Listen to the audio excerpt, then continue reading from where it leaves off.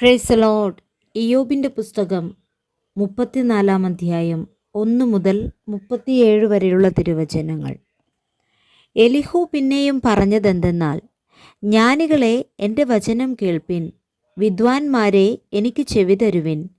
അണ്ണാക്ക് ആഹാരത്തെ രുചി നോക്കുന്നു, ചെവിയോ വചനങ്ങളെ ശോധന ചെയ്യുന്നു. ന്യായമായുള്ളത് നമുക്ക് തിരഞ്ഞെടുക്കാം, നന്മയായുള്ളത് നമുക്ക് തന്നെ ആലോചിച്ചറിയാം. ഞാൻ നീതിമാൻ, ദൈവം എൻ്റെ ന്യായം തള്ളിക്കളഞ്ഞു. എൻ്റെ ന്യായത്തിനെതിരെ ഞാൻ ഭോഷ്കു പറയണമോ?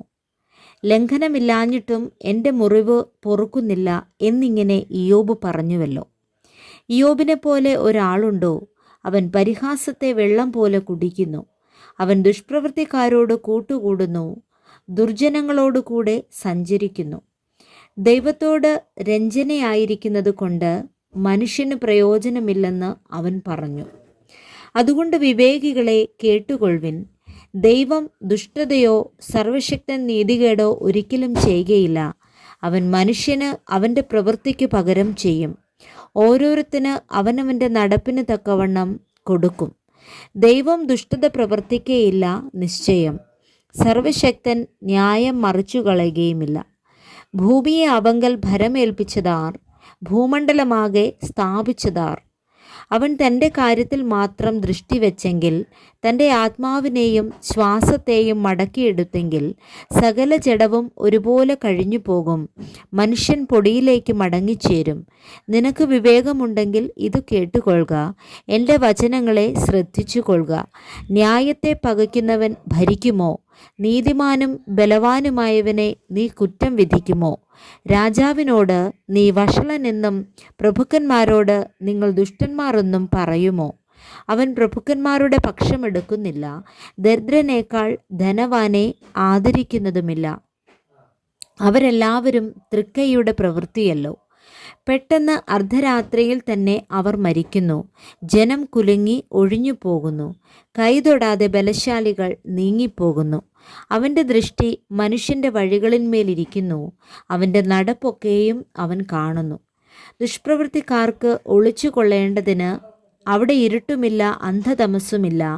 മനുഷ്യൻ ദൈവസന്നിധിയിൽ ന്യായവിസ്താരത്തിന് ചെല്ലേണ്ടതിന് അവനിൽ അധികം ദൃഷ്ടി വെപ്പാൻ ആവശ്യമില്ല.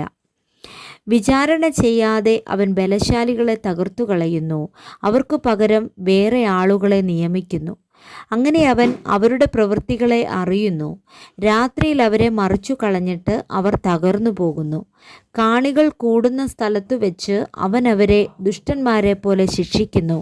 അവർ എളിയവരുടെ നിലവിളി അവൻ്റെ അടുക്കലെത്തുവാനും പീഡിതന്മാരുടെ നിലവിളി അവൻ കേൾപ്പാനും തക്കവണ്ണം അവനെ ഉപേക്ഷിച്ച് പിന്മാറിക്കളയുകയും അവൻ്റെ വഴികളെ ഗണ്യമാക്കാതിരിക്കുകയും ചെയ്തുവല്ലോ.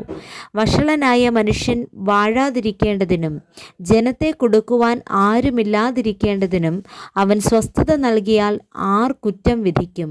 ഒരു ജാതിക്കായാലും ഒരാൾക്കായാലും അവൻ മുഖം മറച്ചു കളഞ്ഞാൽ ആർ അവനെ കാണും?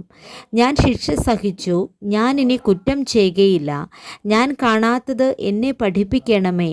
ഞാൻ അന്യായം ചെയ്തിട്ടുണ്ടെങ്കിൽ ഇനി ചെയ്യുകയില്ല എന്നാരെങ്കിലും ദൈവത്തോട് പറഞ്ഞിട്ടുണ്ടോ? നീ മുഷിഞ്ഞത് കൊണ്ട് അവൻ നിന്റെ ഇഷ്ടം പോലെ പകരം ചെയ്യണമോ? ഞാനല്ല, നീ തന്നെ തിരഞ്ഞെടുക്കേണ്ടതല്ലോ. ആകയാൽ നീ അറിയുന്നത് പ്രസ്താവിച്ചു കൊള്ളുക. ഇയ്യോബ് അറിവില്ലാതെ സംസാരിക്കുന്നു, അവൻ്റെ വാക്കുകളിലും ജ്ഞാനമില്ല എന്ന് വിവേകമുള്ള പുരുഷന്മാരും എൻ്റെ വാക്കു കേൾക്കുന്ന ഏതു ജ്ഞാനിയും എന്നോട് പറയും. ഇയ്യോബ് ദുഷ്ടന്മാരെ പോലെ പ്രതിവാദിക്കൊണ്ട് അവനെ ആദിയോടന്തം പരിശോധിച്ചാൽ കൊള്ളാം.